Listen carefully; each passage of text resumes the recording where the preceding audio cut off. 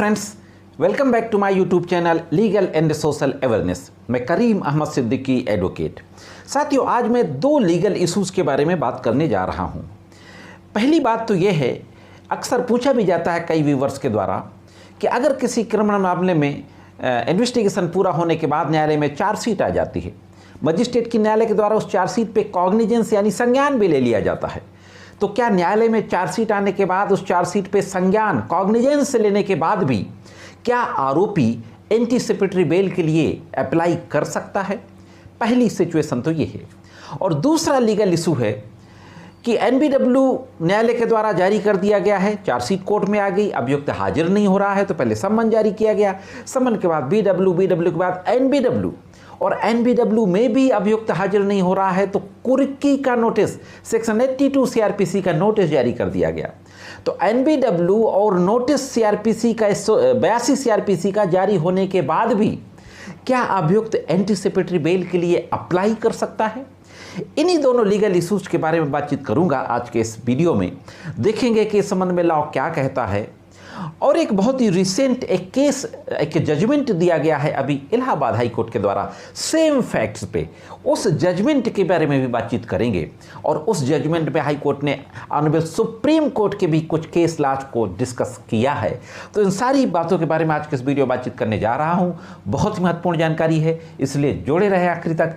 देखते हैं कि संबंध में पूरी जानकारी क्या है। साथियों, आपको पता है कि क्रिमिनल प्रोसीजर कोड के सेक्शन 438 के तहत एंटीसिपेटरी बेल के लिए या तो सेशन कोर्ट के समक्ष और या ऑनरेबल हाई कोर्ट के समक्ष कोई भी आरोपी अप्लाई कर सकता है। Anticipatory bail, interim bail, regular bail, इन सभी जमानत के प्रकार के बारे में मैंने ऑलरेडी एक वीडियो काफ़ी पहले बनाया था। उसका लिंक मैं डिस्क्रिप्शन में और आई बटन में दे दूंगा, डिटेल में आप देख सकते हैं और आपको पता चल जाएगा कि एंटीसिपेटरी बेल क्या होती है। मैं ब्रीफ में आपको बता दूं कि एंटीसिपेटरी बेल में आरोपी को न्यायालय में जाकर के हाजिर नहीं होना पड़ता है। और मैं ये भी आपको यहीं पर बता दूं कि जरूरी नहीं है कि एफआईआर होने के बाद एंटीसिपेटरी बेल का आवेदन किया जाए। अगर आपको गिरफ्तारी का खतरा है, आपको लगता है कि आपके खिलाफ एफआईआर हो सकती है, तो भी आप एंटीसिपेटरी बेल के लिए अप्लाई कर सकते हैं। अब हम आते हैं आज के इस इशू पे, और सबसे पहले ऑनरेबल इलाहाबाद हाई कोर्ट के केस लॉ को डिस्कस करते हैं। इलाहाबाद हाई कोर्ट में एक केस जाता है 498, 323, 506 और 3/4 डाउरी प्रोटेक्शन एक्ट का एक मामला था। उस केस में सबसे पहले सेशन कोर्ट में सास, ससुर और पति के द्वारा एंटीसिपेटरी बेल के लिए अप्लाई किया जाता है। सेशन कोर्ट यह कहते हुए एंटीसिपेटरी बेल खारिज कर देते हैं कि इस मामले में चार्जशीट आ चुकी है, मजिस्ट्रेट की न्यायालय के द्वारा चार्जशीट में कॉग्निजेंस लिया जा चुका है, लिहाजा अब इन लोगों को एंटीसिपेटरी बेल पे छूटने का अधिकार नहीं है, और इन दोनों ग्राउंड्स पे एंटीसिपेटरी बेल खारिज कर दी जाती है।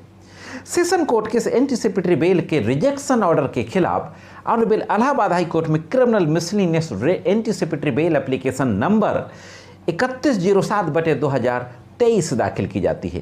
तो अब देखते हैं कि हाई कोर्ट में किस तरीके का आर्गूमेंट किया जाता है और हाई कोर्ट के द्वारा फाइनली किस तरीके की टिप्पणी की जाती है और आदेश क्या दिया जाता है।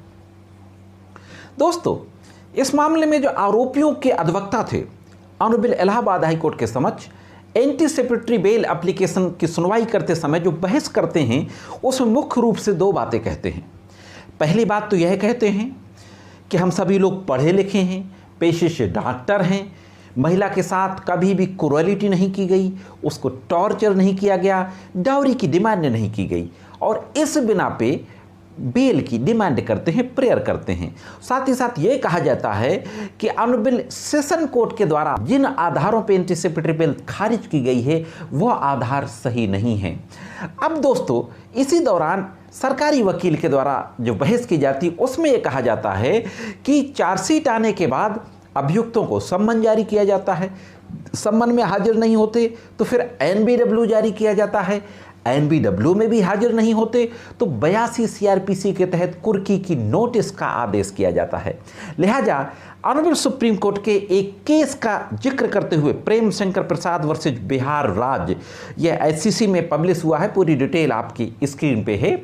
इस केस का हवाला देते हुए कहा जाता है कि जिस अभियुक्त के विरुद्ध 82 जारी हो चुकी हो, यानी वो फरार घोषित किया जा चुका है, ऐसे अभियुक्त को एंटीसिपेटरी बेल पर छूटने का अधिकार नहीं है और यह आर्गुमेंट करते हुए एंटीसिपेटरी बेल का विरोध किया जाता है।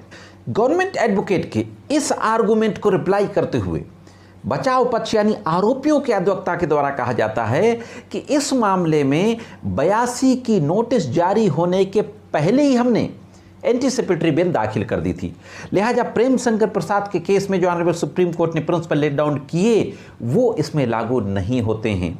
साथ ही साथ ये कहा जाता है कि सुशीला अग्रवाल वर्सेज दिल्ली एनसीआर, इस केस में ऑनरेबल सुप्रीम कोर्ट ने कहा था कि चार्जशीट आने के बाद भी एंटीसिपेटरी बेल के लिए अप्लाई किया जा सकता है। इस तरीके से फाइनली एंटीसिपेटरी बेल की प्रेयर की जाती है। ऑनरेबल इलाहाबाद हाई कोर्ट के न्यायमूर्तियों के द्वारा पूरे जजमेंट को पढ़ने के बाद आश्चर्य जताया जाता है सेशन कोर्ट के जजमेंट पे, और आश्चर्य जताते हुए कहा जाता है कि जबकि सुप्रीम कोर्ट ने सुशीला अग्रवाल वर्सेज दिल्ली एनसीआर के केस में यह स्पष्ट कर दिया है कि चार्जशीट आने के बाद भी एंटीसिपेटरी बेल के लिए अप्लाई किया जा सकता है, एंटीसिपेटरी बेल को समय सीमा के तहत बांधा नहीं जा सकता है।